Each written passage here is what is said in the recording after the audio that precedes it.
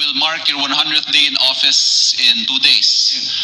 What would you consider your accomplishments? What are the things that you wish you could have done? And what will you do, if any? What will you do differently? Well, I would say that I don't know if I would myself term them as accomplishments. It's very early on in a term, but nonetheless, I think what we have managed to do in the first 100 days is put together a government which is functional and which has a very, very good idea of what we are targeting in terms of strict economic targets, for example, in terms of the numbers of growth, the numbers of our different measures, the different metrics that we are using for the economy.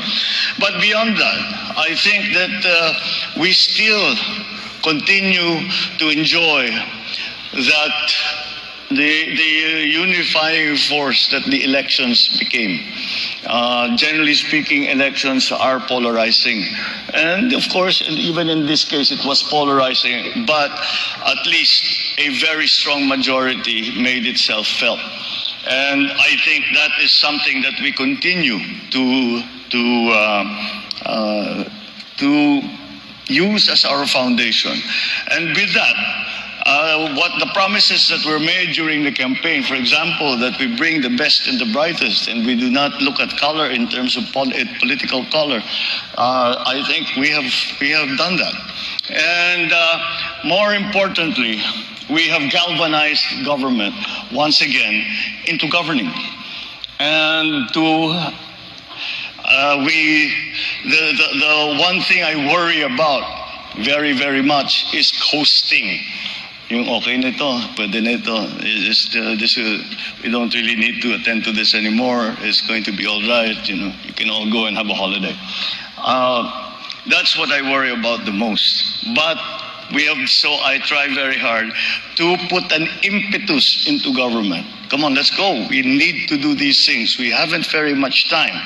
We have very few. We have very many difficulties. We cannot count on other countries to help us in ways that they used to be able to help us. So it is up to us. But I think all of those, at least in the higher positions in government, and even slowly it's filtering down to the rank and file, are beginning to feel that no, there is a point to government. There is something that we need to be doing, and this is the direction we are being led in. These are the things that we are going to do. We are going to go from here to there. This is why we are doing it, and this is how we are going to get it done, and this is the part that you will have to play if we are going to succeed. That kind of message, I think, has filtered down to not only the elected officials, not only the high officials in government, but to slowly make the bureaucracy understand, make all our officials understand that we are here to as a government, we are here to govern. We have been put here to try our best to pull us out of this terrible crisis that we have just been suffering for the last 2 years. And I think we have achieved that. So it is that sense of urgency, that sense of again, it is that unity that we bring people together, and we are bringing people together for a reason. And the reason is not ourselves, it's not our families, but it's our community, it's our country, it's our people. That, I think, we have returned into government. I think that's the most important thing. On a more practical level, I believe that the engagements that we have had with ASEAN countries such as Indonesia and Singapore, and then eventually our contacts that we renewed. The nice thing is the Philippines has many friends around the world, and these contacts and friendships we have been able to renew. But I think since this is the coming out party for the world, it's not just the Philippines. that's coming out of the pandemic. This is the coming out party for the Philippines, and we are able to explain this is what the Philippines is now. This is what the Philippines looks like after 2.5 years of crisis. This is what the Philippines is doing, and this is how we can help each other. Because not any one country is going to manage this transformation by themselves, and we will need each other's help. The interconnectivity of the global economy was brought home in a very convincing way by the war in Ukraine. Even in the UN, I would talk to the other leaders and they say, who would have thought that the war in Eastern Europe would affect the Philippines halfway around the world? In the gut, in the food supply, fertilizer prices, seedling prices, fuel. All of these things, you never imagined that such a thing would happen, but here it is, and here we are. And so it was very, very important for us to find our place now in the world, and to define that place and to explain that to the rest of the world, especially our friends, but also those who have not been considered as particularly close partners or allies.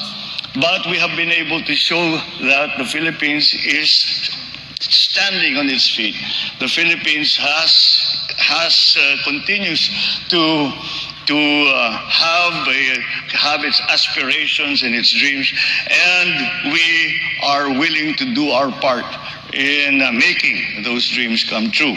And the partnerships, once again, are going to be important, and we invite you to join us. So that is one thing we have staked our place in the community of nations. I think that has been very, very important. The other, I suppose, we have started the struggle. We were able, I suppose, in the first 100 days, actually the first 60 days, maybe 50 days, we were putting out fires. We were just trying to make things work, because suddenly the problem, you're all aware, the problem with sugar, the supply, the problem with fertilizer. We were having to look to different what we now refer to as non-traditional sources. Senator Kit just brought up also this foreign policy between Ukraine and Russia, and we take a very balanced view, because the truth of the matter is we may have to deal with Russia for fuel, for fertilizer, we have to find a way to deal with the Ukraine for our feed wheat, our corn importation, all of these things, our livestock importation, all of these things have now become part of the mix that has made the world situation more volatile and more complex than it was before. But we have already made it clear where the Philippines stands in all of this, and it is something that I made clear again to the other leaders, and I said that we are essentially driven by our desire for peace. And all the economic development that we plan and all that we hope to do will come to naught unless there is peace. And so that, I think, that message, and we have played our part in that, that touches upon the question of Senator Kit Tatad about the leadership role that we need to be playing. So again, I think I remember the first time I heard this question, what was during the campaign, what will you do in your first 100 days? And I said, well, the first 100 days will be finding the best and the brightest to help and to serve in government.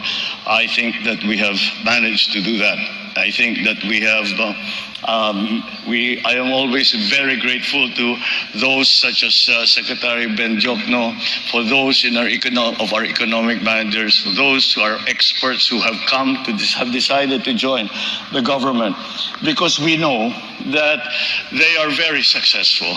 And this is a sacrifice for them. It is really all about service on their part. And so we are always very grateful for their talent. We are grateful for their industry. And to have them in place already, I think, gives us a very distinct advantage as we try to transform our economy for the next few years.